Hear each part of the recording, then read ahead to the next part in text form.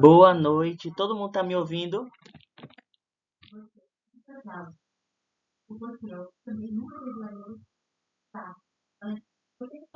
Vamos começar mais uma aula. Essa aula, né? O título aqui tem falando medicamentos antihipertensivos e psicotrópicos, só que essa aula é dos antihipertensivos. Amanhã seria dos psicotrópicos. Porém, eu não tive tempo de terminar os slides, porque essa parte de psicotrópicos é muito, mas muito extensa. Inclusive, só na introdução e na primeira classificação, eu foi mais de 30 slides. Então, necessitaria aí de mais de um dia para dar, né, essa aula. Então, quando eu for dar essa aula para o reforço, do reforço que eu dou, né? Para o povo de nutrição e biomedicina da área da disciplina de farmacologia e for dar essa aula, aí eu abro para todo mundo, como eu prometi que ia disponibilizar para todo mundo participar. Mas hoje vamos ficar com os medicamentos antihipertensivos. Entender como esses medicamentos atuam dentro do nosso corpo. Visto que, para quem tem dificuldade em fisiologia, vai sentir dificuldades em entender a farmacologia, porque a bioquímica e a fisiologia, principalmente a fisiologia, está diretamente conectada à farmacologia. E outro detalhe, essa aula é uma aula introdutória, né, a medicamentos hiper, só quero falar hiper, antihipertensivos. Porque quando a gente estuda os fármacos, a gente estuda os grupos bem mais detalhado, porque tem que entender a via de ação. E no caso aqui, a gente vai estudar uma maneira mais geral, mas que entenda qual a função desse grupo de fármacos dentro do nosso corpo, aonde vai atuar, que região ele atua. Aí eu queria perguntar a vocês uma coisa. Se vocês tomam medicamento, como esse medicamento vai atuar naquela região específica? O que vocês acham que o medicamento deve fazer, o que ele faz, ou qual o mecanismo que vocês conhecem que esse medicamento vai para aquela região específica?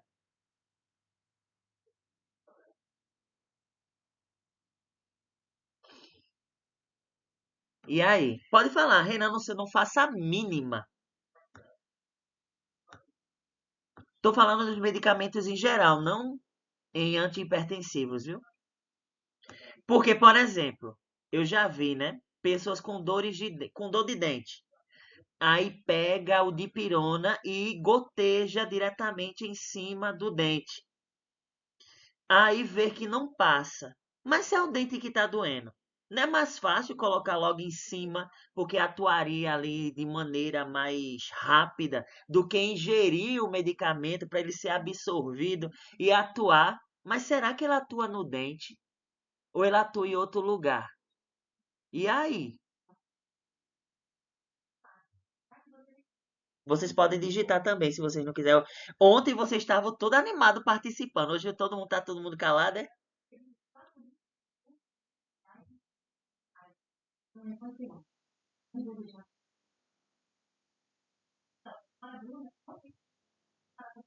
Eu vou ter que chamar os nomes, é?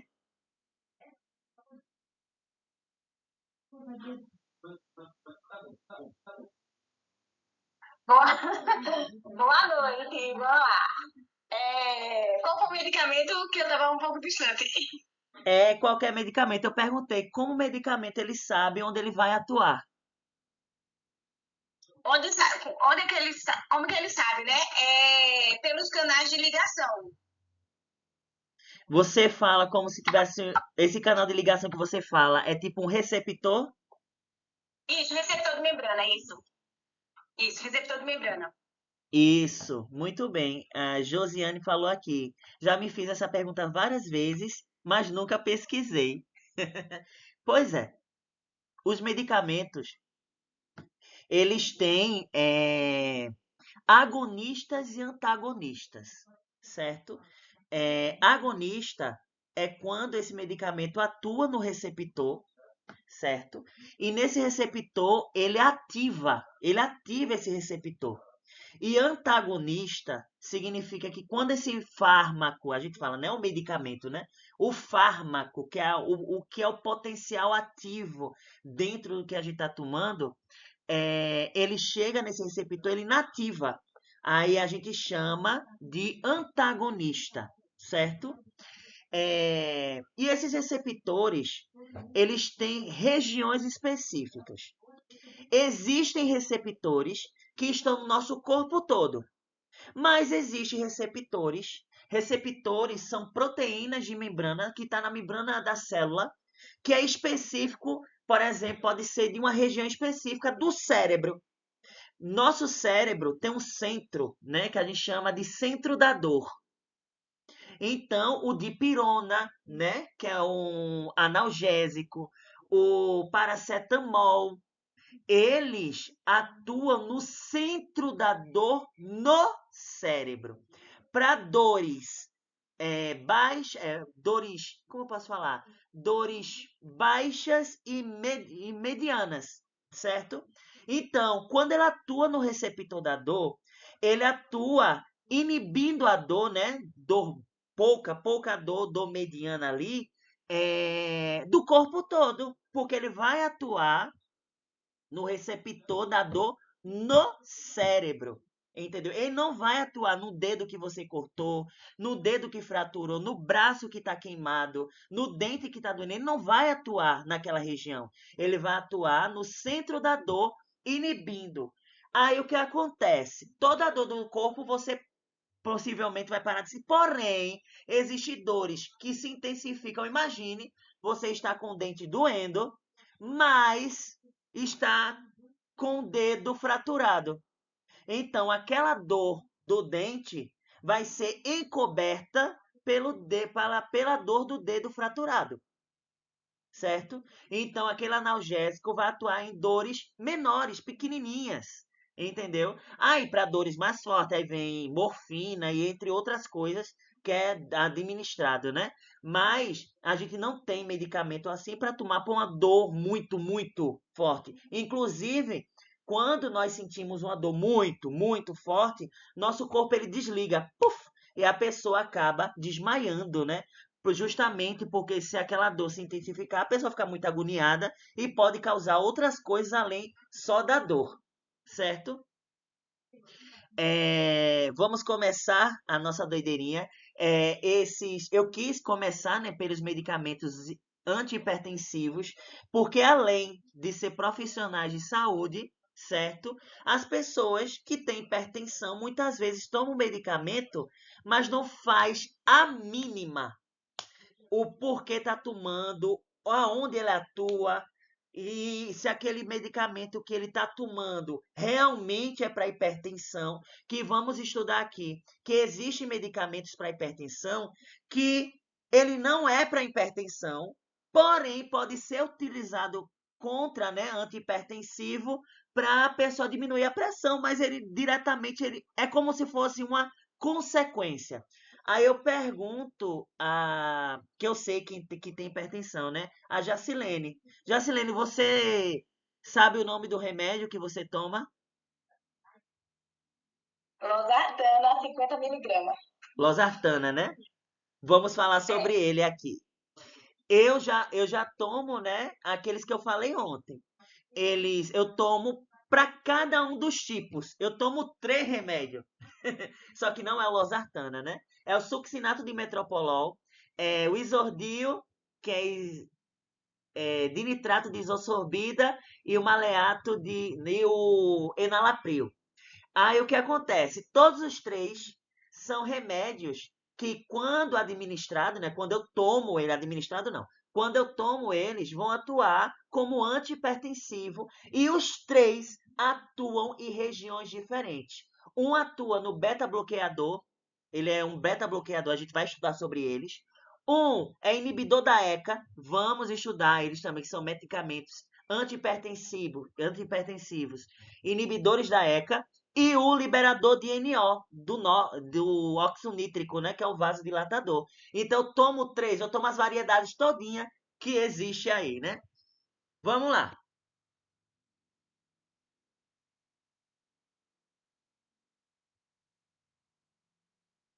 Eita, passei demais. Deixa eu pegar a canetinha. Esse slide é tudo todo rosa, então vou pegar uma caneta verde. Então, vamos começar, né? Eu tomo olmesartana 40 miligramas. Os remédios que eu tomo, ele é baixo, entendeu? O succinato e o metropolol que eu tomo é 25 e o enalapril e isordil é 10 miligramas. Porém, eu tô aferindo a minha pressão e ela tá chegando, né, com esses medicamentos em 14 por 8. E vocês sabem, né, 14 por 8 já é hipertensão nível 1. Como as novas normas, eles falam, né, que o 12 por 8 já é uma pré-hipertensão, então tem que ser valores menores do que 12 por 8 para estar normal, certo? Você mediu a sua pressão, tiver 12 por 8 até, eu acho que é 13 por 8, é pré-hipertensão, a partir de 14 por 8 já é hipertensão grau 1, certo? Aí eu pergunto, Gleina, você toma isso, provavelmente você tem hipertensão, né? Sua pressão tomando esse medicamento normaliza ou ainda fica um pouquinho alterada? Renan, antes eu tomava losartana Sim, 50 miligramas 2 vezes ao dia, né? De manhã e à noite. E continuava sempre muito alterada. mas muito E quanto, aí, tu sabe? tipo, 14, 15, às vezes até 16. Tá. Isso tomando regularmente, no horário certo, todos os dias. Aí mudaram, né? O médico mudou para essa aí, olmesartana.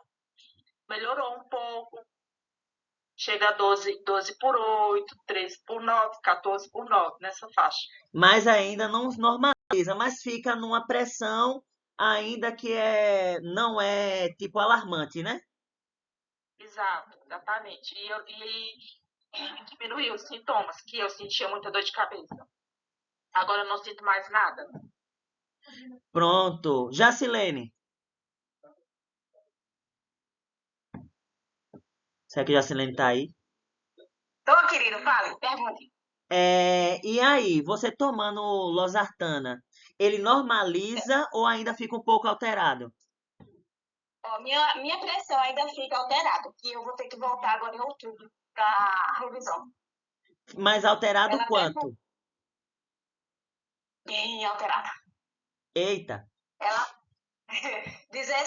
geralmente quando eu estou um pouco assintomática, assim, e até certo grau, né? Mas 16, 10, 17, 10 é minha pressão. Então ela fica nessa faixa mesmo tomando losartana, É, né? mesmo tomando losartana. Olha, até 16 por 8 não é assim. Alguém levantou a mão, mas deixa eu só finalizar aqui eu estava lendo, né, pesquisando, porque a gente tem que estudar, né? O médico, ele falou que até 16 por 8 dá para aguentar em casa tomando remédio e etc, porque, né, dependendo da dosagem do remédio, vai tentar controlar e não vai subir disso. Porém, passou desses 16 por 8 e subir para 19, né, para 20, aí tem que procurar um hospital para tentar baixar aquilo, porque pode ter um risco cardiovascular aí, né? É. O meu foi quando eu fui para a emergência do João Murilo, ela estava em 21 por 12. E Eita! assintomática. É, 21 por 12. normalmente eu estava vendo também que a maioria das pessoas não tem sintomatologia e quando tem é uma dorzinha de cabeça, é alguma coisa assim, mas passa desapercebido. Foi uma dorzinha assim que incomodou, aí a gente correu. Eu já começo a sentir dor na cabeça para vocês, como eu sou mais, eu não sei, né? Se eu sou tão sensível assim, eu não sei se vocês mas quando minha pressão tá 14 por, não passa disso, né? Não passa 14 por 8. Mas quando dá 14 por 8, eu já começo a sentir dor de cabeça. Aí quando eu afiro a pressão, eu já sei que tá 14 por 8. Porque ela chega nesse limite. O remédio não deixa passar desse, né? Quem levantou a mão? Josiane, Oi, eu. Josiane. Então, eu tinha me ausentado um pouquinho, mas consegui retornar. Você está falando a respeito dos fármacos sobre hipertensivos, né? É, Eu faço uso de losartana e sim, gelodipina. sim, Só que e eu tenho endometriose. Tem 2 meses eu era obesa, fiz bariátrica, minha pressão ficou estável, né, depois da bari. Estou com sim. 4 anos de bariátrica. Eu emagreci 98 quilos. E tem 2 meses que ao menstruar, né, eu menstruo muito por conta da endometriose, a minha pressão tem baixado muito. Na semana passada eu tive a menstruação, minha pressão chegou a 8 por 6. Quando acabou a menstruação, a minha pressão, do nada, subiu para 16 por 10. Aí eu tô agora com consulta sexta-feira, porque já é o segundo mês que isso acontece. Ah, quer dizer que é recente essa alteração. Isso, é recente. É o segundo mês que eu tenho tô com esse dilema na minha vida. E está me dando, porque antes eu sempre tinha as dores de cabeça. Né? Como você falou que quando altera um pouquinho dá dor de cabeça. Já meu insight era dor de cabeça. Agora tá me dando com vômito. Aí eu Hum, falo logo, tô com pressão alta. A minha pressão, quando tá baixa durante a menstruação, nesses 2 meses, me dá muita sonolência. Muita. dá. Parou a menstruação, vem a pressão alta. Aí já vem com vômito. É, tem que averiguar isso aí. Provavelmente ele pode passar alguns exames, né, para avaliar. É, não faço a mínima, porque eu nunca vi esse relato. Nunca vi sobre Sexta- falar. Sexta-feira eu tô com consulta marcada. Aí assim que eu tiver um parecer, eu falo com você. Oxe, perfeito, que eu quero saber mesmo. Quando eu comecei a tomar meus antihipertensivos, né? Eu já até citei, meu corpo ainda estava, porque eu nunca tomei, né? Na verdade, minha gente, eu tomo antihipertensivo é, porque eu tive um episódio de pressão alta, mas não era recorrente. Mas eu tomo por causa do coração, para não aumentar a pressão, né? Para que o coração bata mais devagar, para que o sangue circule melhor.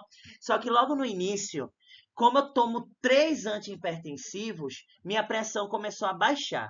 Mas ela não baixava tipo normal. Josiane falou aqui que a pressão dela chegou a 8, a minha chegou a 6, até chegou até a 5 por 8, 5 por 6.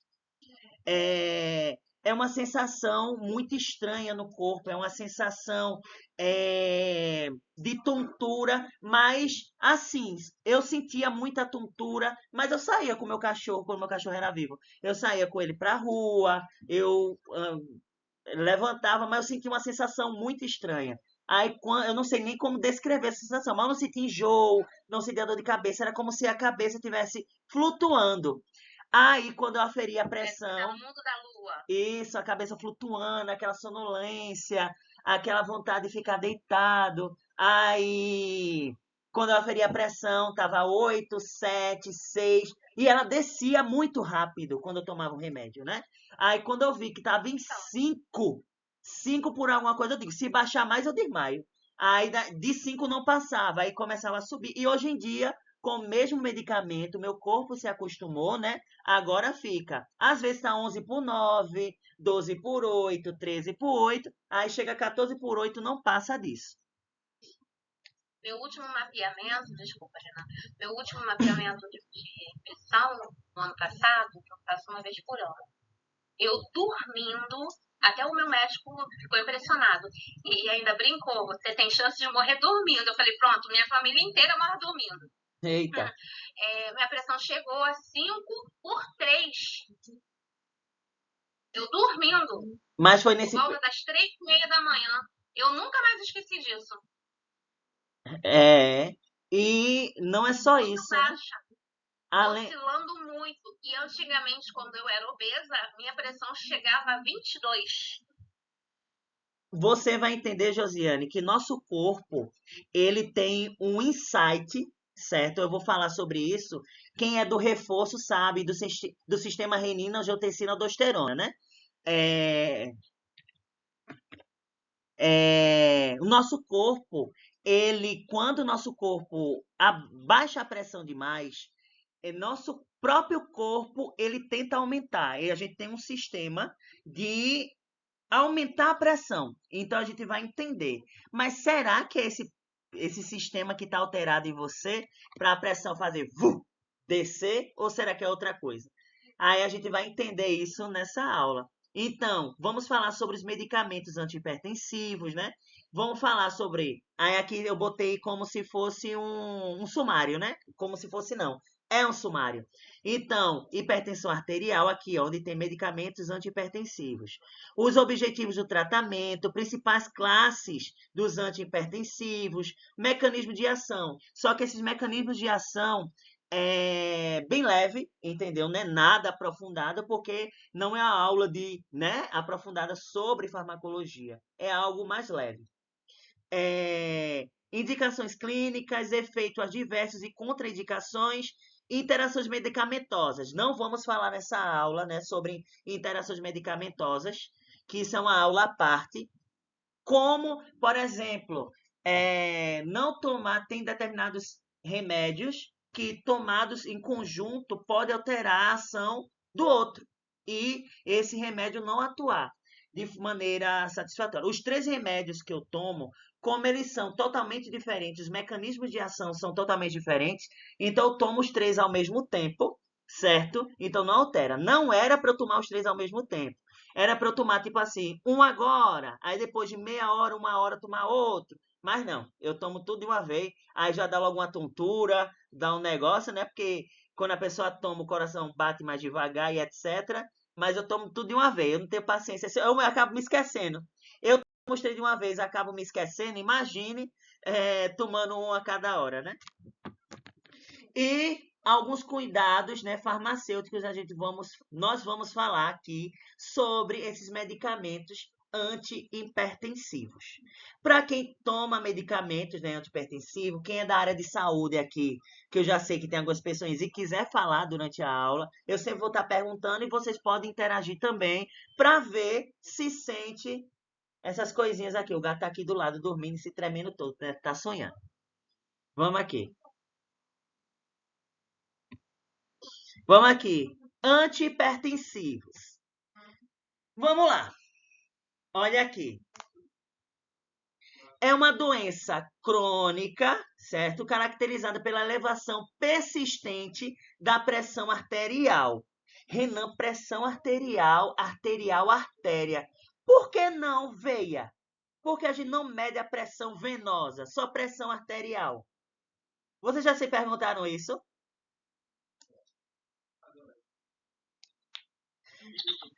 É porque a artéria tem o pulsar, é isso? É Glenn, né, que está tampado aqui. Glena, você está desde ontem respondendo corretamente as coisas. E exatamente o que eu quero. Justamente isso. Aí, ó, aluna do reforço, viu? Olha aqui, ó. Justamente isso. É o pulsar, porque a artéria, né? Ela tem essa contratilidade. Então, ela pode contrair a sua estrutura ou relaxar a sua estrutura. Então, nessa forma de contrair e relaxar, pode ser que ela contraia, aumente a pressão, relaxe, diminua a pressão. Já a veia não. A veia ela tem outra anatomia, ela não pulsa e etc. Então, ela não tem relação com o controle, né, dessa pressão arterial.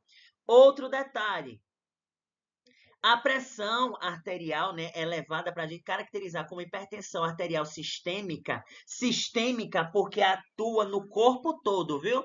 Tem que ser maior ou igual a 14/9, certo? Milímetros de mercúrio, que é a unidade de pressão que a gente utiliza normalmente, né?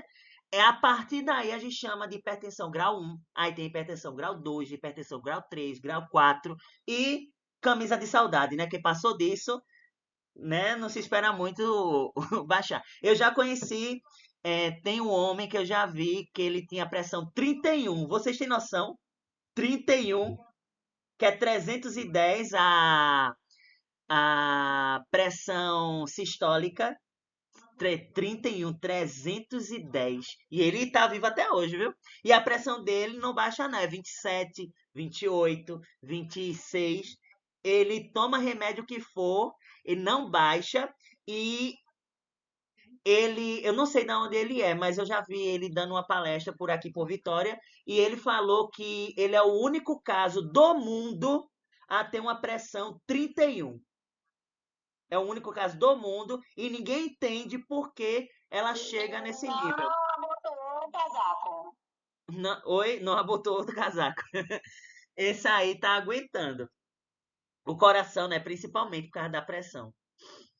Pronto. E é um dos principais riscos, né? Principais fatores de risco para doenças cardiovasculares no mundo. Então, vocês sabem, né? Que o aumento da pressão, e principalmente a pressão não normalizada, né? Pessoas que não tratam a pressão, o corpo ele começa a entrar em pânico por causa desse excesso de pressão. Quando a gente fala aumento da pressão, não é fica um pouco difícil entender, mas é como se os vasos sanguíneos eles diminuíssem de calibre. Quando a gente pega a mangueira e fecha um pouquinho a boquinha, o líquido não passa mais forte, né, com maior pressão. É tipo isso dentro das artérias, dentro do coração. Imagine esse sangue em alta pressão chegando em órgãos sensíveis, como por exemplo o rim, né?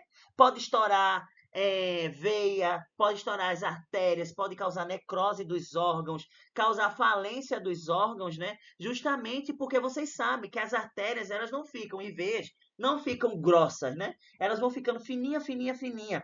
E vocês sabem também, cada vez menor o calibre da artéria, maior a pressão dentro dela.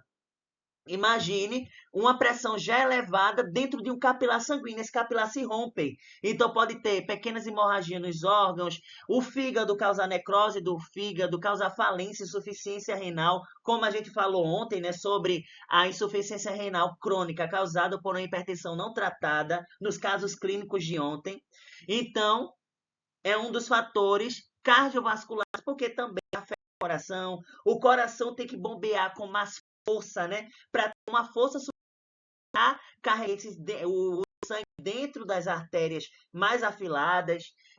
O coração acaba se remodelando, ele tem uma plasticidade. Quando a gente fala remodelar, é o coração aumentar de tamanho por causa justamente dessa pressão a mais. Então, muita coisa acontece dentro do corpo, dentro de uma pressão. A pressão alta, aí muita gente diz, eita, morreu de pressão alta, mas não entende a gravidade que acontece dentro do corpo da pessoa. Lembrando também, é normal, quando a pessoa vai ficando idosa, a pressão tende a aumentar. É normal. Então, alguns fatores de risco para essa pressão. Vamos lá. A gente tem idade avançada, histórico familiar, sobrepeso e obesidade. Já é uma das comorbidades é a hipertensão. Consumo excessivo de sal pode causar hipertensão, né? Um dos fatores de hipertensão é a hipertensão por hipersensibilidade ao sal. E é uma das hipertensões piores que tem, porque a pressão ela tende a ficar muitos dias alteradas com o consumo excessivo de sal, para quem tem isso. O tabagismo automaticamente, né? Ele já causa vasoconstrição e aumento da pressão sanguínea. Consumo excessivo de álcool, sedentarismo, estresse crônico. Quando a gente fala de estresse, não é uma pessoa estressada não, viu? É o corpo que passa por algum estresse. a falta de água, alterações metabólicas, falta de nutrientes, algum estresse que o corpo passa. Então a gente fala, quando há uma alteração dentro do metabolismo, a gente chama de estresse. E a alimentação é rica em ultraprocessados, justamente pelo excesso de sal, a gente tem aí excesso de gorduras e etc. A fisiopatologia ela é caracterizada pelo aumento da resistência periférica, certo? A resistência periférica é a dificuldade da artéria se expandir. Lembra que Glena falou que a artéria ela pulsa, então ela relaxa, contrai, relaxa, contrai. Então, aumento da resistência é quando essa artéria não consegue relaxar para expandir. Então, ela tem uma resistência ali, causando um aumento da hipertensão. Pode ser causada por uma alteração do sistema renina-angiotensina-aldosterona, ou pela sigla CRAA. A gente vai falar sobre esse sistema, a gente vai revisar, que era para vocês terem visto. Eu não sei se vocês viram na fisiologia do sistema renal, mas era para ter visto isso aqui. Retenção de sódio e água. A gente vai entender que se o sódio ficar dentro do nosso corpo, a água não é eliminada pelos rins, e a retenção de água dentro do nosso corpo causa o quê? Causa hipertensão, porque mais água, mais líquido, mais pressão dentro da corrente sanguínea. Hiperatividade do sistema nervoso simpático, né? O sistema nervoso simpático é aquele sistema nervoso que atua na aceleração do nosso corpo, então pode estar causando aí como posso falar, vasoconstrição, né? As artérias diminuir seu calibre, o coração bater mais rápido, aumentando a pressão sanguínea. E o remodelamento vascular e cardíaco ao longo do tempo. Com hipertensão, o sistema cardiovascular, o coração, ele muda a sua morfologia. E outro detalhe, a hipertensão ela é multifatorial, certo? Mas, Renan, o que significa isso? Assim como a obesidade, que não existe um tipo de obesidade, a hipertensão ela é multifatorial, ela pode acontecer por dezenas de fatores. Quando Jacilene, quanto Gleina, como Josiane, como eu falo que sou hipertenso, certo? A gente não sabe realmente qual é o tipo de hipertensão, porque gastaria tempo e dinheiro para procurar, certo? Qual a causa? Porque pode ser de N coisas, mas a medicação ela serve para tratar ali essa hipertensão. Se caso a pessoa não se der com X medicamento, é passado para outro tipo de medicamento. E vai vendo ali qual é o melhor que a pessoa atua melhor ali no controle da hipertensão. Normalmente, a hipertensão é assintomática, é uma doença silenciosa, certo? Em alguns casos pode causar, né, dor de cabeça, tontura, visão borrada, né? A pessoa com aquela visão mais embaçada, palpitações no coração, mas isso é raramente, né? Falta de ar em casos muito graves, justamente por causa desse problema no sistema cardiovascular. Algumas complicações de hipertensão muito avançada é AVC, no caso não é mais AVC, viu? O nome é AVE agora, né? Ataque vascular encefálico, né? Mais ataque vascular cerebral, infarto do miocárdio, insuficiência cardíaca, hipertensão, a hipertensão renal ou alguma doença renal. Os principais órgãos, os principais sistemas que são alterados é coração e rim, quando há muita hipertensão, né? A hipertensão está muito elevada. Pode causar hipertensão ocular, certo? O olho, aumentar a quantidade de líquido. Vocês vão entender que alguns medicamentos, eles são para tratar a hipertensão do olho e acaba ajudando na diminuição da pressão sanguínea. Então, a gente tem a retinopatia hipertensiva, né? O líquido que tem no olho fica demais e o olho fica, né, com excesso de líquido e muita força nele. E doença arterial periférica. Tratamento. Quais são esses tratamentos? Se for... Quem levantou? Lace levantou a mão.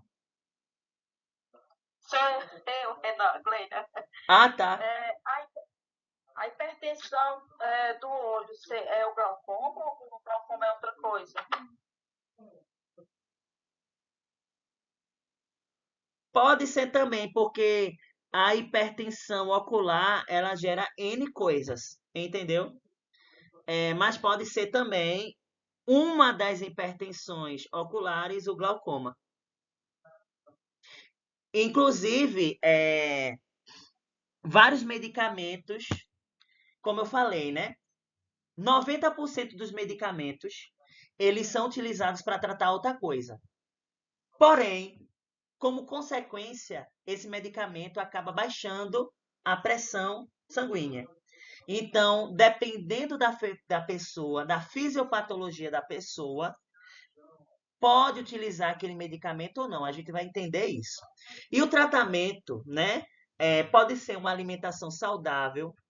Vocês concordam que uma pessoa que tem hipersensibilidade a sal, diminuir a quantidade de sal ingerida? A gente tem que ingerir, se não me engano, eu não vou falar número não. Eu vi isso ontem e me esqueci. A gente tem que.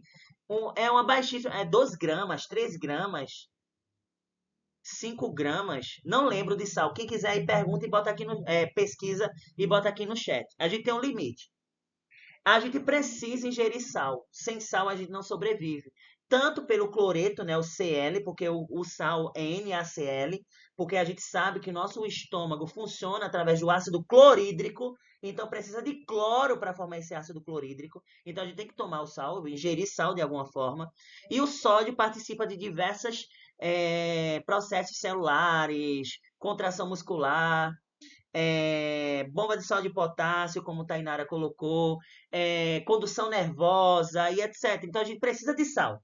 Uma pessoa que tem hipertensão e tem hipersensibilidade ao sal, e a hipertensão é causada por esse excesso de sal, mas olha o nome, excesso de sal. Então a pessoa tem que ingerir sal, não esse sal em excesso. Prática regular de atividade física, controle do peso corporal, suspensão do tabagismo. O que acontece?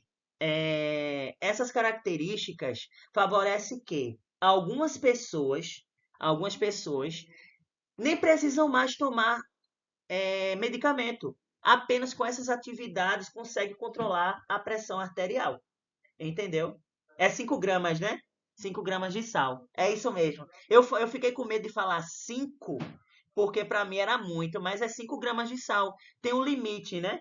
Excesso não dá, mas tomando até 5 graus, claro que pessoas com hipersensibilidade têm que ingerir um pouco menos. Porém, não tem que parar tudo. É a mesma coisa que disser, nossa, que não, os nomes, né? O que a gente vai vivendo e aprendendo durante a nossa vida é que gordura é ruim. Quando a gente fala de colesterol é ruim, triglicerídeos é ruim, outras, HDL, LDL é o colesterol ruim. Não, não é ruim. Nosso corpo precisa, a gente precisa ingerir gordura de alguma forma. Então, tudo tem que tomar, ingerir, comer na sua quantidade correta. Claro que se eu pegar uma carne, comer 1 quilo de gordura, meu sangue vai virar óleo. Então, vai depender. Meu sangue já tá óleo, né? Que meus triglicerídeos tá. Eu só posso 3 gramas de sal diário, por indicação. Pessoas que têm hipertensão têm que comer um pouquinho menos, mas não deve inibir tudo. Eu fiz meus exames, está até aqui dentro do guarda-roupa. Meus triglicerídeos era para estar 150, está 340.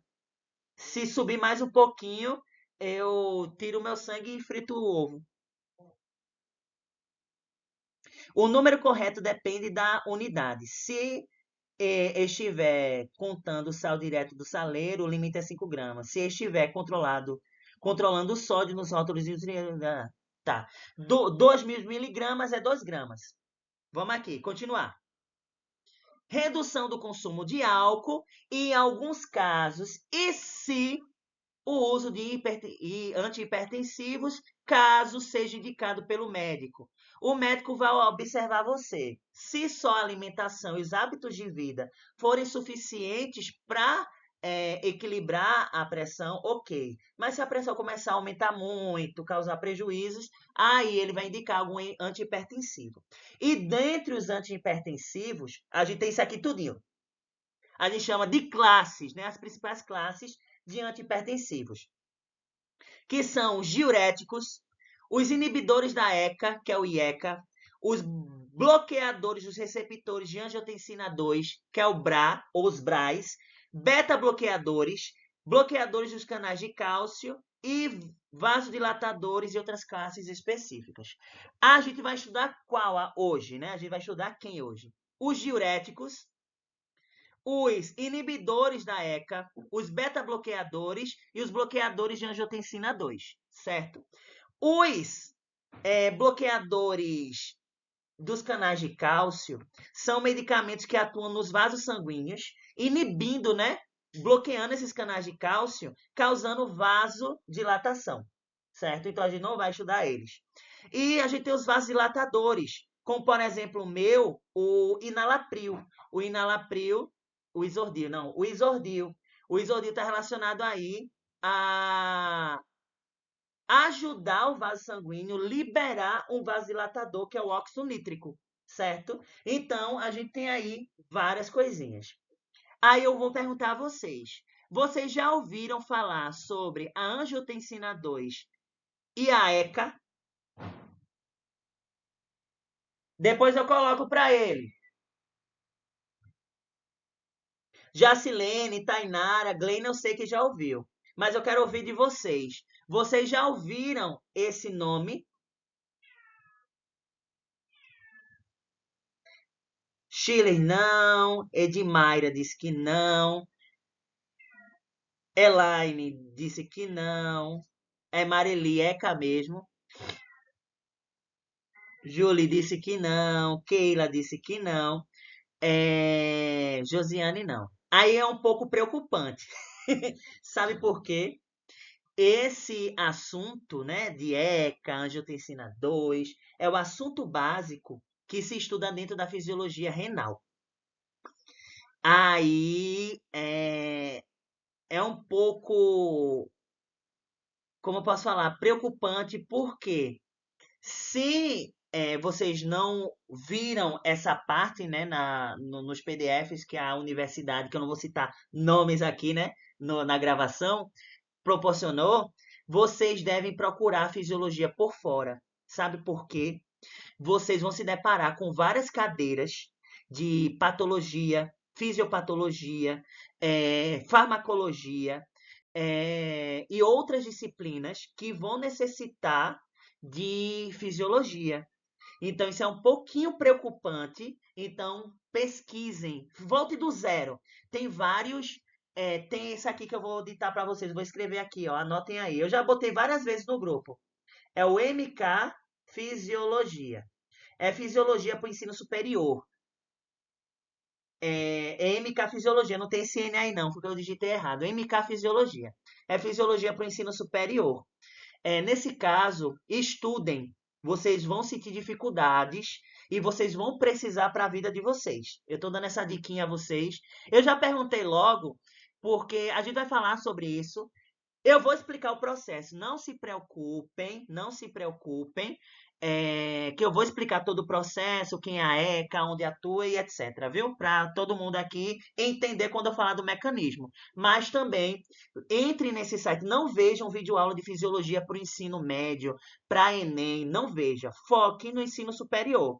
Então, pesquisem aí MK Fisiologia, que é uma professora que ela dá o curso do zero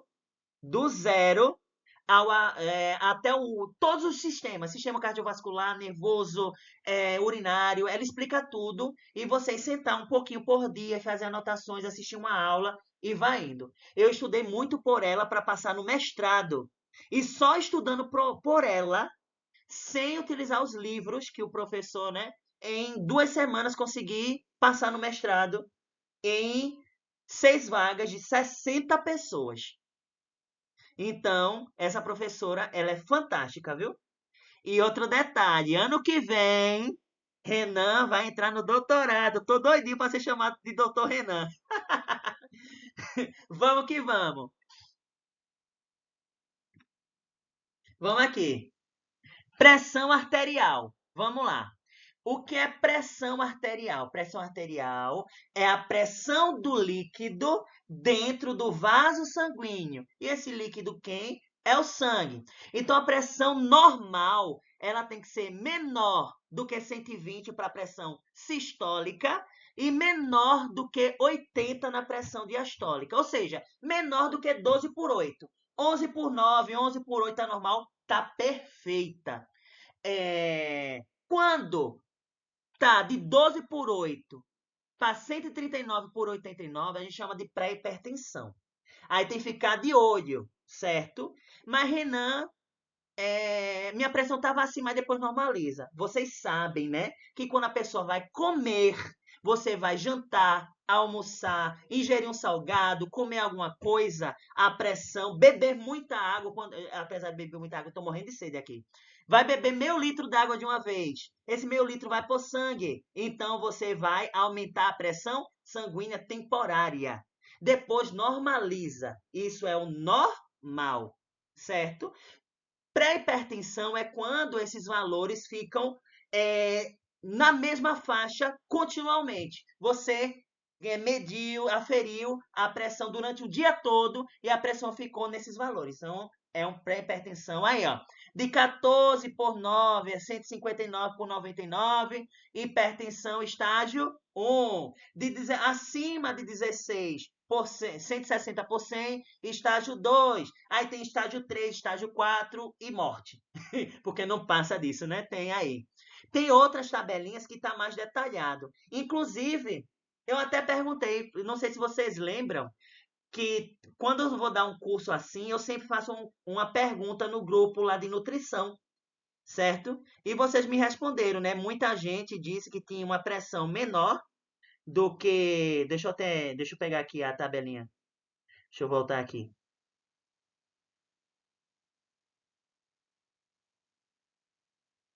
Nem sei onde eu coloquei. Aqui. 27 pessoas colocaram que a pressão é menor do que 120 por 80. 4 pessoas colocou que fica entre 120 e 129. Quatro pessoas colocou entre 130 e 139. E 2 pessoas colocaram 140 para 160, 159. Certo? Então a gente percebe aí que 27 pessoas estão normais, mas 8 pessoas estão com pré-hipertensão. Aí, né? Pelo jeito que eu perguntei, né? Que normalmente fica em torno de quanto?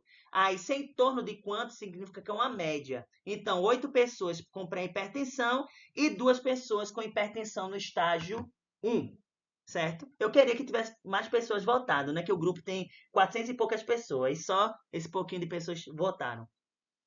Então, vamos começar com a primeira classe de fármacos, né? Que são os beta-bloqueadores, certo? Beta-bloqueadores. Aí eu vou fazer essa pergunta também, certo? E vocês colocam não no chat ou sim. Vocês já ouviram falar sobre receptores beta? Quem é do reforço já?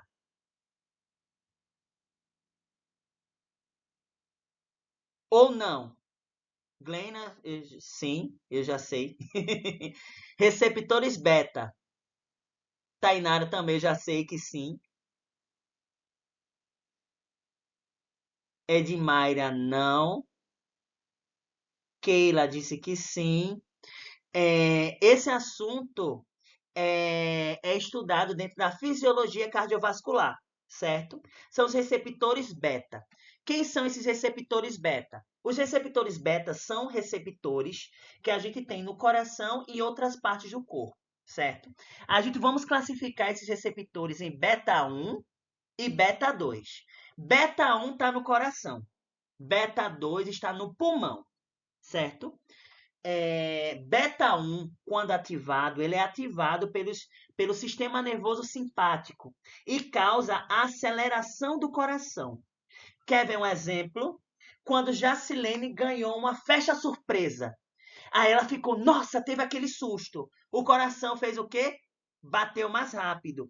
Quem foi que acelerou esse coração dela? O sistema nervoso simpático que ativou os receptores beta 1 no coração de Jacilene, aumentando o que? Os disparos, né?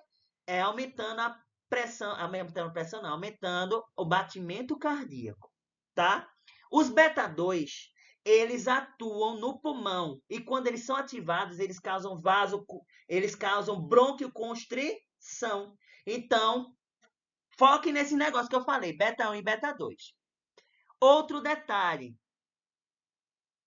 Vocês observem aqui, isso aqui são, olha aqui, ó, receptores adrenérgicos antagonistas. Por que antagonista? Eles inibem, lembra que eu falei, os antagonistas, eles inibem os receptores. Então, antagonistas estão inibindo os receptores que estão ali. Aí, esses antagonistas têm dois grupos. Vocês observem aqui, ó. Tem os receptores, tem os agonistas, os receptores alfa e tem os agonistas. Eu quero falar agonista. Oxi, antagonista. Antagonista dos receptores beta. Vamos focar no beta, porque a gente vai focar nos beta-bloqueadores. Vocês observem aqui que tem first generation. Olha o inglês. Second generation e third generation. O que significa isso? É primeira geração, são os fármacos de primeira geração, segunda geração e terceira geração. Os fármacos de primeira geração tem o nome aqui, ó, eles não são seletivos. O que significa isso? Pessoas que tomam esses medicamentos como propanolol, timolol, pentobotonolol, pindolol, nodolol, vocês vão pensar que termina tudo em O, né? Porque são álcools. Mas vamos aqui. Eles não são seletivos. O que significa isso? Pessoas que ingerem medicamentos de primeira geração, significa que, como eles não são seletivos, eles atuam nos receptores beta-1 do coração e beta-2 do pulmão. O que acontece? Como o beta-2 ele causa bronquioconstrição, então os brônquios eles começam a perder o volume. Então a pessoa começa a ter falta de ar, tosse, porque os brônquios estão diminuindo o seu calibre. E não são recomendados para pessoas que têm asma. Justamente porque, imagina, a pessoa já não está respirando direito e ainda causando bronquioconstrição.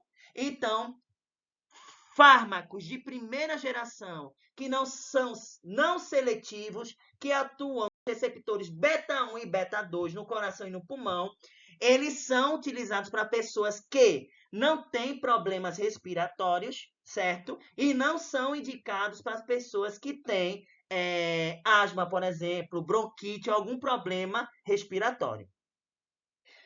Eu tomo esse aqui, ó. O meu medicamento ele é de segunda geração. É o Metropolol, mas tem o Esmolol, Bisoprolol, Atenolol, eu já tomei também o Atenolol, e o Acebutolol. Esses medicamentos, eles são de segunda geração. Eles são seletivos para beta-1, ou seja, eles só atuam em beta-1. Eles não vão atuar no pulmão. Então, no meu caso, ele só está regulando o batimento cardíaco, não está indo para outro lugar, certo? De terceira geração, são medicamentos que podem atuar nos receptores beta-1, certo? E podem atuar de forma de vasodilatação, por exemplo, atuando liberação de óxido nítrico. O nosso corpo, dentro do vaso sanguíneo, já libera óxido nítrico normalmente. Então, quando a pessoa está com pressão muito elevada, acaba que alguns fármacos melhoram a liberação, atuam na maior produção de óxido nítrico para causar essa vasodilatação. Então, a gente tem os não seletivos, né, também, que podem atuar no beta-1 e beta-2, os seletivos de beta-1, dentro da terceira geração, e também temos aqueles que podem atuar também liberando, ajudando a liberar vasodilatadores, como o óxido nítrico, por exemplo. certo? Aí tem esses medicamentos aqui todinhos. Esses que eu fiz para vocês, essa tabelinha, é os beta-bloqueadores mais comuns no Brasil. Alguém já tomou algum desses? Ou já viu, ou conhece pelo menos o nome de algum desses? Jacilene, sim.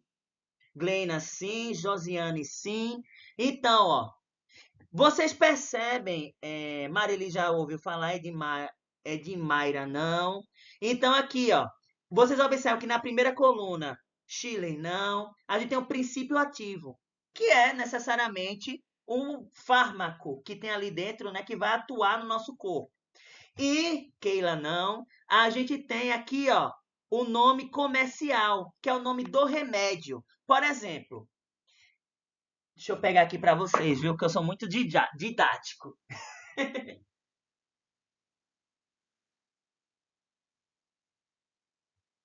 Olha aqui.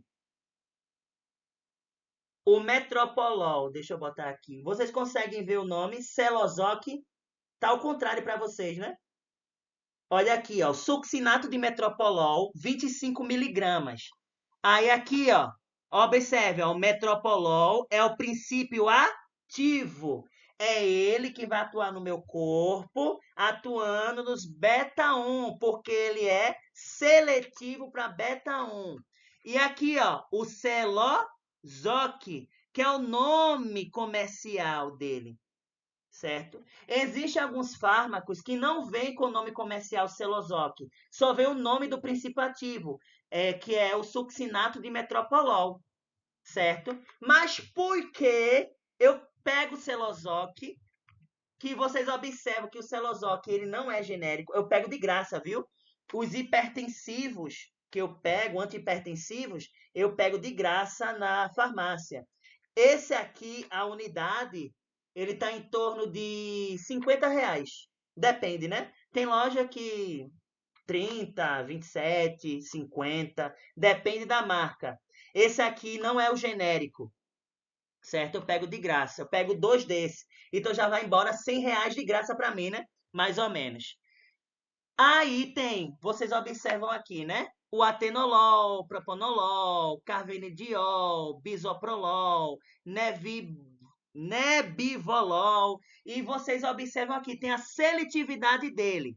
Então, o atenolol é seletivo para beta-1 e metropolol é seletivo para beta-1. Ou seja, cardioseletivo significa o quê? Que só atua no coração. Já o propanolol, ele não é seletivo. O propanolol, ele não é indicado para pessoas com problemas pulmonares, porque pode atuar no pulmão, certo? E tem os outros, CISNCK. Aqui, ó, o nebivolol, vocês estão observando aqui o nebivolol, ele é seletivo para beta-1, mas além disso, ele tem ação vasodilatadora, porque ele atua na liberação de óxido nítrico, favorecendo mais ainda uma vasodilatação. Olha aqui, ó, o carvedilol. O carvedilol, ele não é seletivo, certo? Ele atua em beta-1 e beta-2, mas ele atua nos receptores alfa-1 dos vasos sanguíneos, da musculatura lisa dos vasos sanguíneos, causando vasodilatação. Tanto o óxido nítrico quanto a ação vasodilatadora dos alfa-1 serve aí, tem a mesma função, né? Dilatar o vaso sanguíneo.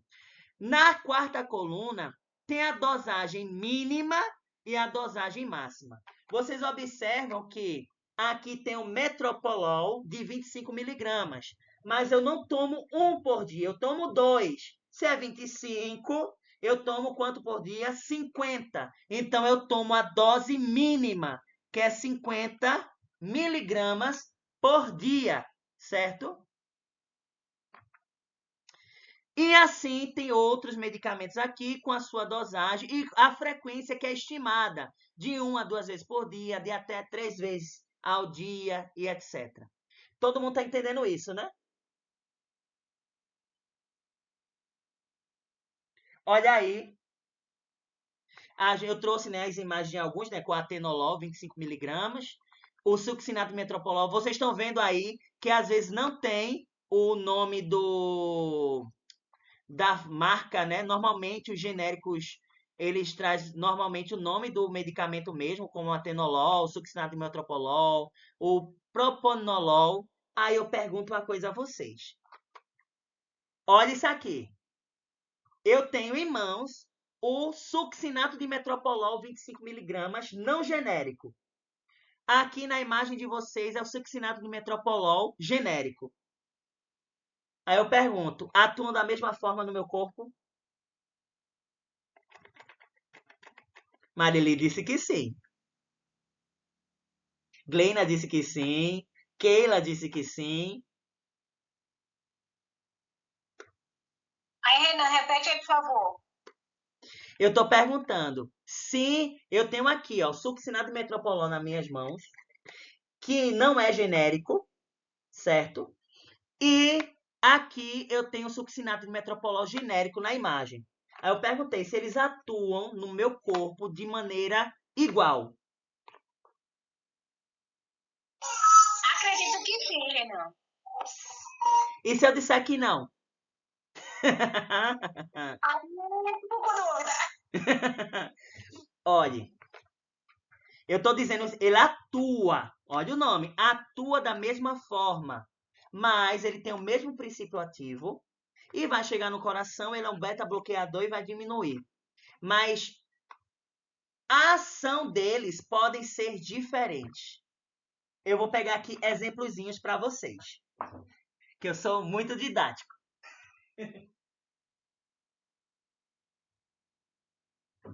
Espera aí, que eu estou pegando os remédios aqui.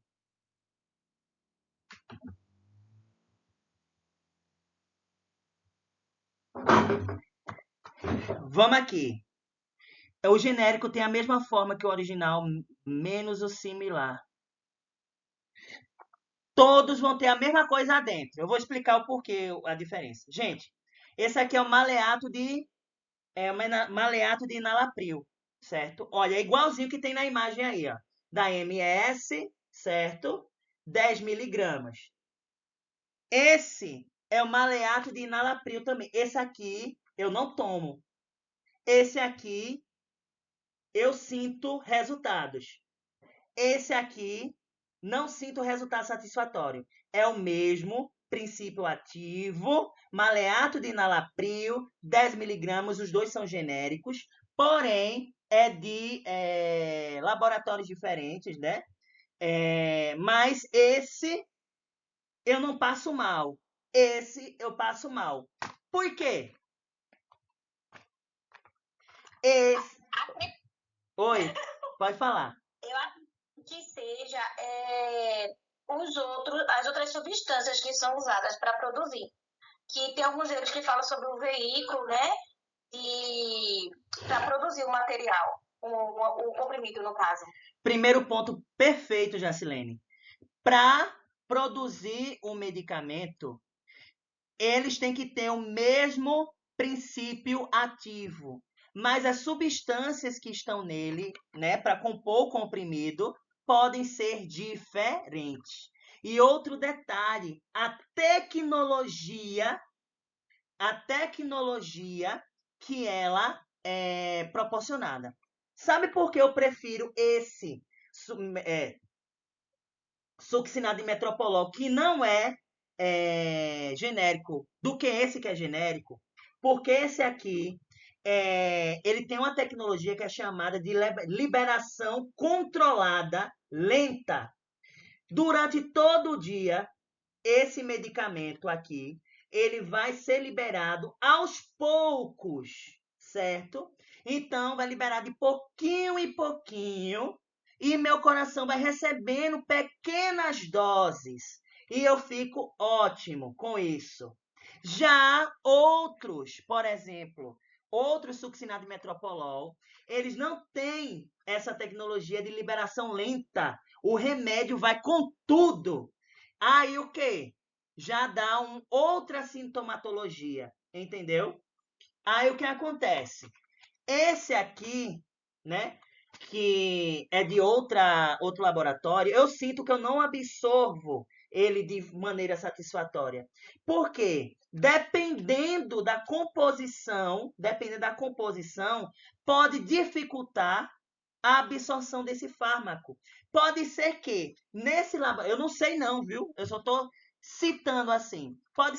Dizer que nesse aqui tenha liberação lenta. Aí o que acontece? Muito lenta, o que tem na composição nele, mas tem o princípio ativo, impede a absorção rápida dele, né? Aí o que acontece? Vai embora nas fezes e eu não consigo absorver. Já esse não. Em menos de meia hora já consigo sentir o efeito. Então, eu tenho uma absorção mais satisfatória desse. Mas esse vai depender de quê? De pessoa para pessoa. Mas vocês observam que todos têm o princípio. Ainda tem mais, viu? Deixa eu pegar aqui. Deixa eu ver se eu encontro.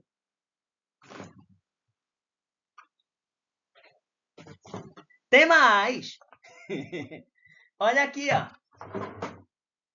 Os três, ó. Maleato de enalapril. Esse. Esse eu não me dou. Esse eu não me dou. Esse dá certinho para mim. Porque as tecnologias de absorção, de liberação são diferentes. Então, isso vai depender de pessoa para pessoa. Tem pessoa que se dá numa liberação mais lenta, tem pessoas que se dá numa liberação mais rápida, tem pessoas que não vê diferença nenhuma, entendeu? Mas aqui vocês conseguem ver. Mas, Renan, isso aqui tá cheio de remédio, ó. Tá cheinho. Eu não posso dar, porque eu não posso dar remédio, isso aqui é remédio controlado. Eu ganhei, né? Eu pego esses remédios aqui. Eu fui na tentativa, né? Recebi esse, tomei, comecei a passar mal, tive arritmia. Esse é igual desse, o comprimido é igual, então já não tomei. E esse é totalmente diferente. Esse aqui, gente, para vocês terem noção, esse aqui tem um cheiro bem forte. E arde a língua. Eu já sei que quando eu tomo tem que ter cheiro forte e arder a língua. Esses dois nem cheiro e parece que eu estou tomando água.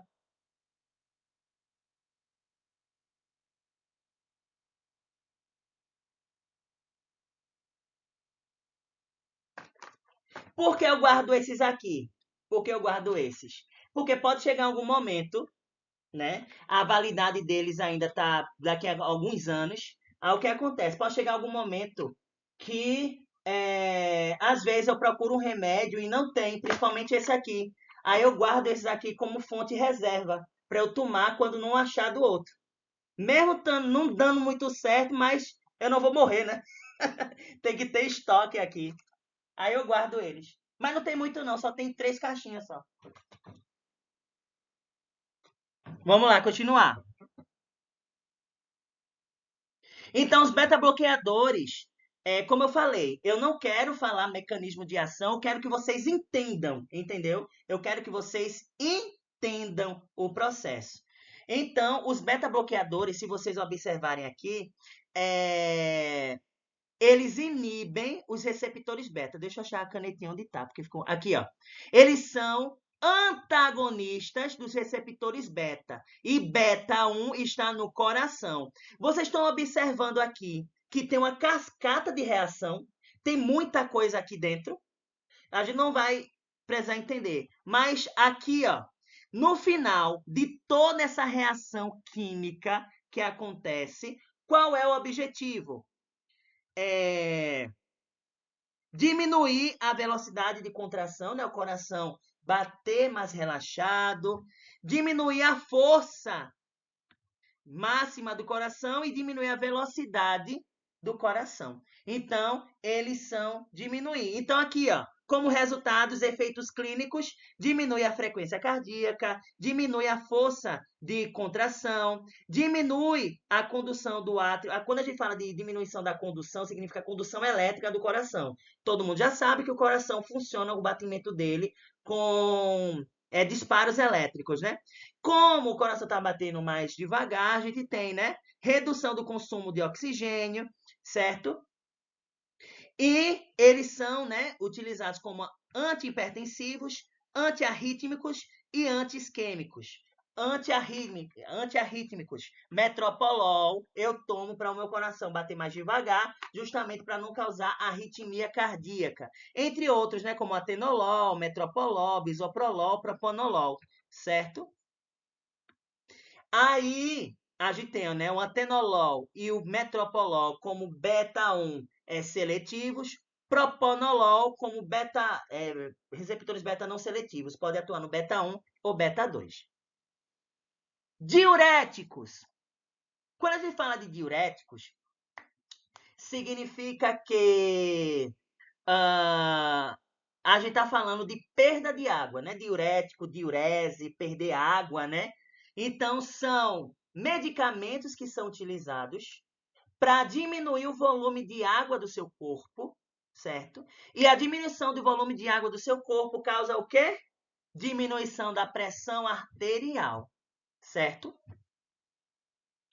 Então, os diuréticos, ele é usado, né, para tratamento da pressão arterial. Normalmente, 90% não é direcionado à diminuição da pressão arterial, mas podem ser utilizados. E esse processo ele se dá pela excreção de sódio.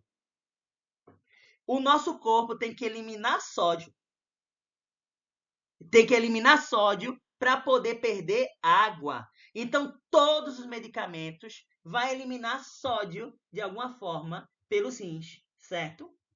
Aí, dessa forma, reduz o volume de sangue circulante, diminuindo a pressão arterial.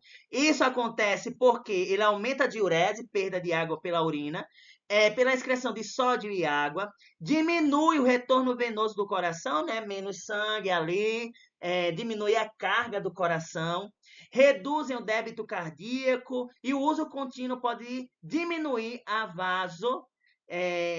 vasoconstrição, a resistência vascular. Então, eles são utilizados para eliminar água, mas a longo prazo ele favorece a vasodilatação. Os vasos sanguíneos começam a se relaxar melhor. Quais são os objetivos? Controlar a pressão arterial, como objetivo principal, e como consequência, né, reduzir o infarto do miocárdio, prevenir o AVC, diminuir a sobrecarga cardíaca e também ele pode auxiliar, né, dependendo do medicamento, em pessoas que têm tratamento com insuficiência cardíaca e em alguns casos de doença renal. Mecanismos. Normalmente, eles bloqueiam os canais de sódio. E como... Ah, tá. Entendi agora o que a menina falou ali. Eles bloqueiam a reabsorção de sódio. O que acontece? No nosso corpo tem o rim. O rim tem o néfron. O nosso néfron, ele faz processos de excreção. Quando falo o nome excreção, significa que vai para a urina. E reabsorção, que volta para o sangue. Então, normalmente, né, em mecanismos normais, o sódio ele é reabsorvido, ele volta para o sangue. Só que nesse caso, a gente quer que o sódio vá embora, porque junto do sódio sempre vai água. Então, o que acontece? Bloqueia a reabsorção de sódio, o sódio não volta para o sangue, ele fica dentro do rim, dentro do néfron, e ele vai embora ali na urina. Então, a água sempre acompanha o sódio e aumenta, né, a micção, que a gente chama de poliúria. Normalmente, as pessoas que tomam diuréticos, né, têm a vontade de ir ao banheiro várias vezes durante o dia, durante a noite, que é noctúria, né, noctúria, como a gente viu ontem, né, nos casos clínicos. A gente tem a redução do volume plasmático de sangue e a diminuição da pressão arterial. Quais são as principais classes? Diuréticos tiazídicos, como hidroxiclora... Esse nome parece nome de trava-língua. Hidroclorotiazida, clortalidona. E eu vou falar mais não. Mas aqui, ó, os diuréticos tiazídicos são os principais diuréticos utilizados a favor contra a hipertensão. A favor não, contra a hipertensão. Eles é a primeira linha, a primeiro conjunto de medicamentos que o médico vai propor são os diuréticos tiazídicos, certo? Em segundo plano, que são diuréticos que não têm a função primária na hipertensão, mas têm função em outras coisas, como, por exemplo, os diuréticos de alça. Eles são utilizados para diminuir risco de surgimento de edemas, certo? No nosso corpo, risco hepático, risco renal, pessoas com insuficiência renal, pessoas com problemas cardíacos, toma esses diuréticos de alça, porque se tem problema renal, problema cardíaco, normalmente tem formação de edemas, não é isso? O corpo fica, né, com um acúmulo de líquido, aí as pessoas tomam esses medicamentos para aumentar a diurese e diminuir a quantidade de líquido do corpo. Porém, pode ajudar ali, pode ajudar no controle da pressão arterial. Alguém levantou a mão. Pode falar. Oi, Renan. Vê, são duas situações. É mais para perguntar para você. Sobre a furosemida, que eu usei durante um tempo, aí eu comecei a passar mal. Aí eu parei por conta própria. Sei que não poderia ter feito isso, mas eu fiz. Mas houve comentários assim, que ele também ele inibe um pouco o apetite, o diurético, o furosemida, perdão. A outra situação é que eu usei, tentei, né, ajustar com algum nutriente mais, assim, algo mais natural. Aí eu vi umas orientações, coisa de receita de papai e mamãe, viu? Aí a mãe falou que era interessante fazer o quê? O suco do pepino eu fiz. Tu acredita que deu uma melhorada gigantesca? É como eu falei, né? Uma alimentação, às vezes, pode inibir o uso disso aí. Aí você falou que tu utilizou furosemida. Só que esses diuréticos de alça, eles são um caso a ser comentado. Por quê? Esses diuréticos de alça, como eu falei, eles têm que eliminar sódio para eliminar água. Só que no caso desses diuréticos de alça, ele não só elimina sódio, elimina potássio, elimina cloreto, certo? Aí o que acontece? Eliminar sódio pelos diuréticos de alça pode causar hiponatremia, que é falta de sódio no organismo. Então, a pessoa pode ter deficiência na contração muscular, no batimento cardíaco, no pensamento, né, nas sinapses, etc. Pode causar hipocalemia, falta de potássio no corpo e falta de cloreto no corpo também. É por isso que, normalmente, quem toma diuréticos de alça tem que tomar outra classe de diuréticos, são diuréticos poupadores de potássio, justamente porque quem toma diuréticos de alça tem uma grande perda de potássio, e potássio é essencial para a vida, para contração muscular, bombas de sódio e potássio, sinapses nervosas. Só que esses diuréticos de alça, a gente tem os transportadores de sódio, potássio, dos cloreto. Então, eles são inibidos e é cloreto, potássio e sódio sendo embora para ir embora a água. Aí o que acontece? Associa esses diuréticos de alça aos diuréticos poupadores de potássio, para que esses diuréticos poupadores de potássio inibam em outra parte do néfron a saída de potássio. Aí, ó, o pepino possui potássio. Por isso dessa melhora, né? Possivelmente, porque você estava perdendo muito potássio e você repôs esse potássio que você estava perdendo. É por isso que os diuréticos de alça sempre associados ao diuréticos poupadores de potássio, que é uma das classes, que é a próxima, diuréticos poupadores de potássio. Só que ainda mais tem duas classes. São os diuréticos inibidores da anidrase carbônica e os diuréticos osmóticos, certo? Normalmente, os que são mais utilizados é esse aqui, a espironolactona, que é um poupador de potássio. A gente vai falar sobre ela, né? Ela inibe a reabsorção de sódio. E inibindo a reabsorção de sódio, ela inibe a secreção de potássio. Aí o potássio fica dentro da célula e você fica com potássio aí favorecido dentro de você. Porque esses diuréticos poupadores de potássio inibe a ação da aldosterona. Vocês estão observando quanta coisa eu vou falando? Vocês viram falar sobre inibidores de anidrase carbônica. Inibidores de anidrase carbônica. Anidrase carbônica é um assunto estudado dentro da fisiologia do sistema respiratório.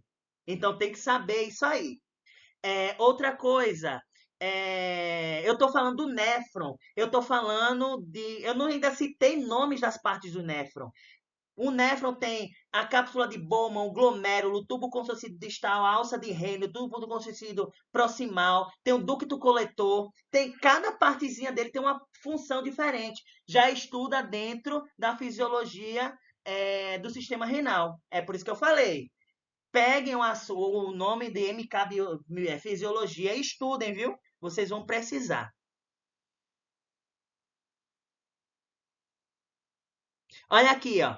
São considerados a primeira linha para tratamento de hipertensão arterial, como eu já falei, principalmente os tiazídicos, que é o primeiro grupo ali, né, que o médico vai passar, porque ele ali é utilizado, né? Aí eu falo um negócio. Os tiazídicos são utilizados para pessoas que não têm problema renal, certo? Os diuréticos de alça normalmente são utilizados para pessoas que têm problema renal. Eita! Problema renal, problema.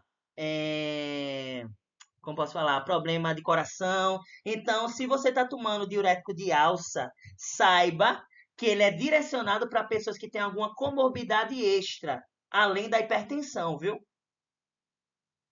Sabia disso, Jacilene? Oi. Eu vou abrir aqui. Então tá bom agora, querido. Oi?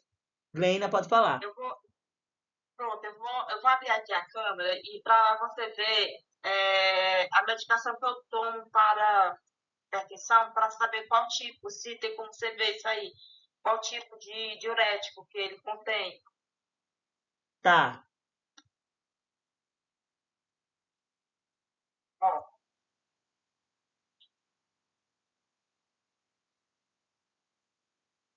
É aquele oleosartan, né? ó, Mesartana, né? É, Eu não sei se eu coloquei o nome dele aqui, mas a gente vê isso agora. Eu tenho uma tabelinha aqui e a gente vê agora. Mesartana, né? aí tem esse outro nomezinho aqui embaixo, que eu não sei.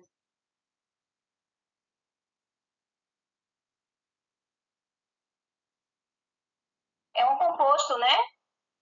É só o complemento dele, é só o nome completo. Olhe, o Olmesartana, ele não é diurético, viu? É. Ele participa de outro grupo que a gente vai estudar, que são os BRAs, que são os bloqueadores de receptores de angiotensina 2. Mas ele não é diurético, não. Ele atua no vaso sanguíneo. Ok, obrigada.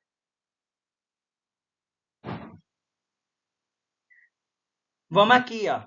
Então, essa tabelinha, ele mostra aqui, né, que o diurético, ele está relacionado a um aumento na excreção de sódio. Aqui tem diminuição, porque isso aqui é um vasodilatador, já é outra coisa, viu? Mas ele atua, né, na aumento da excreção de sódio justamente para diminuir a retenção de água no corpo e eliminar essa água.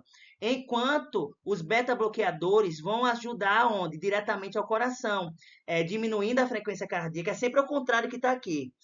Diminuindo a contratibilidade cardíaca, diminuindo a capacidade venosa, certo? Isso aí diminuindo o que? O débito cardíaco, justamente diminuindo o esforço do coração. Esse aí é o glomérulo, certo? Gente, se não der tempo da gente terminar hoje, porque vocês observaram, né, que é muita coisa. É por isso que eu já vi logo, se essa aula ela tá menor, e o de psicotrópico está bem maior, então demanda tempo, porque são assuntos que a gente precisa ir com calma. A gente para, umas 9h15 a gente para, e outro momento a gente vê isso aqui. Espero que dê. Se eu ver que dá para terminar até 9h30, a gente continua até 9h30. Então aqui, ó, a gente tem. Isso aqui é o glomérulo, né? Isso aqui é uma parte do néfron. Vocês observam que está entrando vaso sanguíneo aqui, está saindo vaso sanguíneo aqui, certo? Isso está relacionado aqui à entrada de sangue e à filtração desse sangue. Observam aqui que tem o glomérulo, que é um aglomerado de vasos sanguíneos. Tem a cápsula de Bowman, né? Que cobre esse glomérulo. E tudo que não presta vai para dentro do néfron, num processo que a gente chama de filtração. Só o que acontece? Se ainda existe coisa no sangue que precisa sair, né, para ir para a urina, a gente chama que ela é secretada. Significa que volta, né? Tá indo para do néfron em outra parte que não seja o glomérulo. E coisas que prestam ainda para o nosso corpo, eles são reabsorvidos. E a urina, tudo que passa na urina, a gente chama dizendo que vai ser excretado, ou seja, vai embora do corpo. Isso aí, ó. Isso aí é o néfron, é o que a gente tem. Cada rim da gente tem 1 milhão de néfrons, certo? Então, cada néfron vai fazer esses processos de filtrado. Aqui, onde tem essa setinha roxinha, que é o filtrado, que é o que passa do sangue para dentro do néfron. E vocês observam que tem o R e tem o S em várias partes, aonde ele vai ser reabsorvido e aonde ele vai ser secretado para ser excretado. E eles têm partes. Observam. Essa parte inicial que eu fiz o círculo é o túbulo contorcido proximal. Aqui embaixo, ó, que forma um U, é a alça de Henle.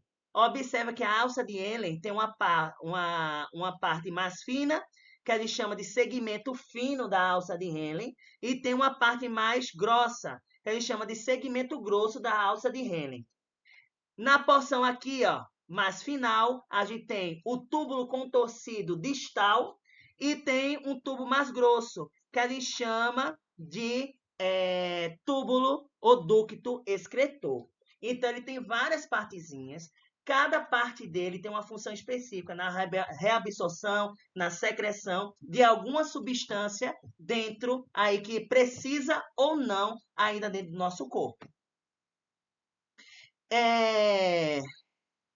Quem são esses diuréticos? Então, o primeiro que a gente vai ver são os diuréticos tiazídicos, como eu falei, né? Que é a primeira linha, é o primeiro grupo que os médicos passam para o seu paciente, porque eles são medicamentos que são utilizados para o tratamento de hipertensão isolada.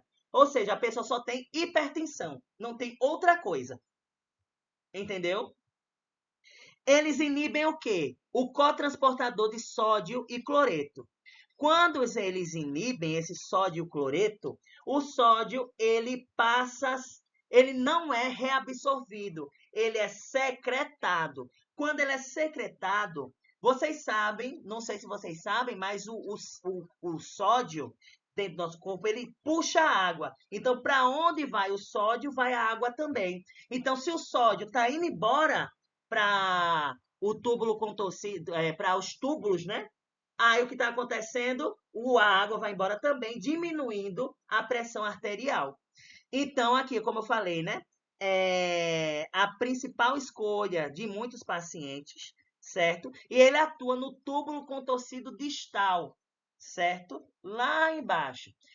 Relacionado como eu falei, né? Aos diuréticos de alça, esse aí perde menos sódio, certo? Ele perde menos sódio do que os diuréticos de alça. Porém, tem que ser avaliado, porque pessoas que tomam diuréticos tiazídicos, pode haver ali, né, uma perda excessiva de sódio, causando hiponatremia, falta de sódio no corpo, e pode causar algum problemazinho ali, né? Aí, um dos principais causas aqui, né, a hidroclorotiazida.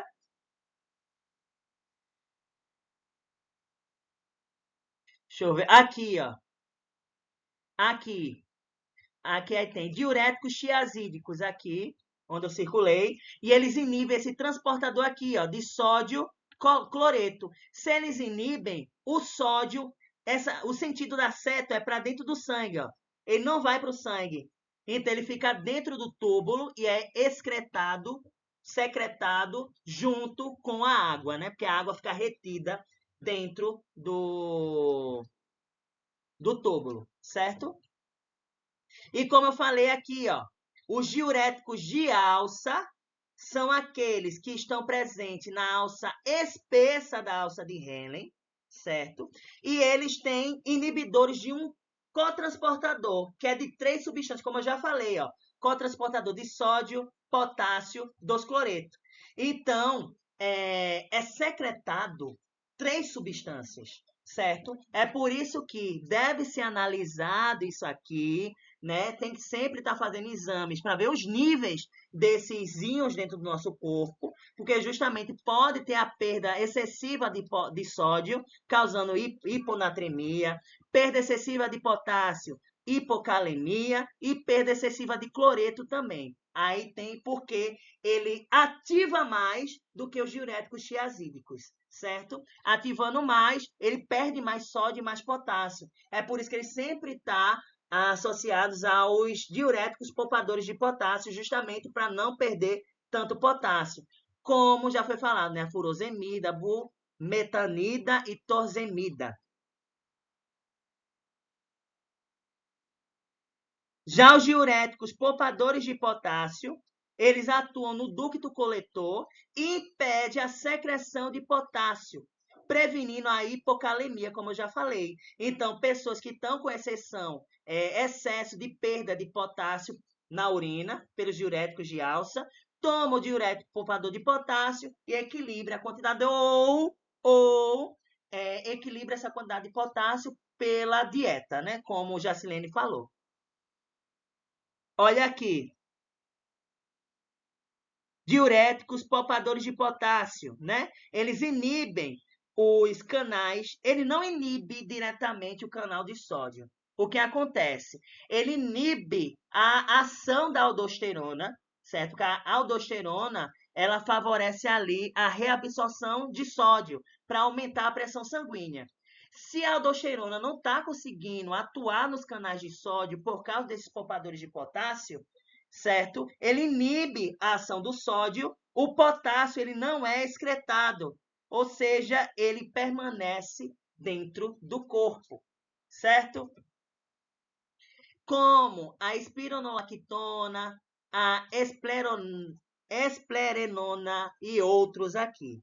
E tem outros que não são utilizados, muitos, né? Mas pode ter a sua função ali,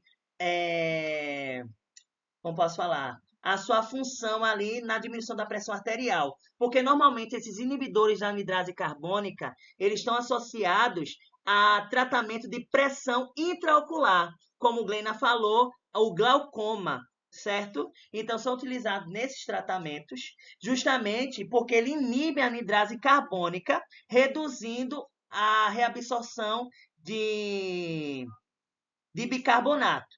O que acontece? Qual a função da anidrase carbônica? A anidrase carbônica, ela pega o bicarbonato, pega o H+, junta, para que seja liberado isso em forma de CO2 lá no pulmão.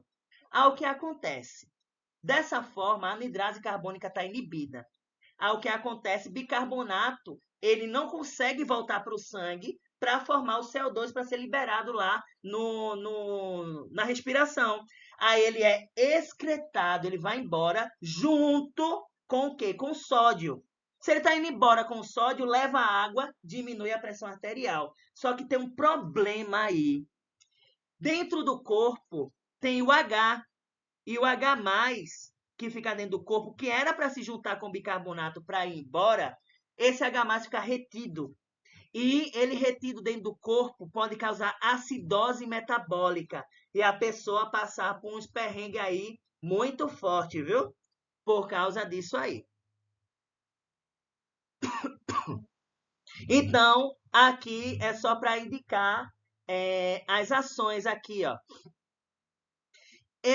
Aqui, ó, o primeiro grupo, onde está 4, túbulo contorcido distal é a ação dos tiazídicos, que é a primeira linha que é utilizado, que não causa tanto problema, como a gente viu. O 5, no ducto coletor, a gente tem os poupadores de potássio, né, os diuréticos poupadores de potássio, certo? Aqui, em 1, a gente tem aqui tem, né, os inibidores da anidrase carbônica, tem também os osmóticos por aqui também. Os osmóticos, ele já é diferente. Deixa eu ver se tem aqui. Aqui, ó. Os diuréticos osmóticos. Ele atua no túbulo proximal e na alça de Henle. O principal é o manitol, ou seja, só tem ele praticamente. E ele, quando ele serve como substrato. Quando a pessoa ingere ele, esse manitol, ele vai para dentro do túbulo contorcido e aumenta a quantidade de soluto. Aumentando a quantidade de soluto, ele retém água dentro e a água vai embora. E nesse caso, não necessita de sódio, né? Inicialmente, ele é utilizado para reduzir a pressão intracraniana e a pressão intraocular, né? Excesso de água, mas também pode atuar prevenindo aí a pressão arterial, certo? Gente, eu vou fazer uma coisa. Os outros 2 tópicos, eles são muito extensos, porque eu vou ter que explicar muita coisa, certo? Aí, a gente pode fazer assim. A gente pode continuar amanhã, como eu não vou dar, né, agora, o de psicotrópicos, a gente pode terminar amanhã, porque eu quero falar lento, devagar, esses, certo? Para eu não terminar em meia hora correndo e não ter a quantidade suficiente aqui de assunto, de termos que eu quero falar. Aí eu pergunto a vocês, até então, tá tudo ok? Vocês entenderam um pouquinho? Deu para esclarecer algumas coisas? Deu para esclarecer bastante coisa, Renan. Muito, muito interessante, muito boa. Excelente aula. Muito, muito, muito boa.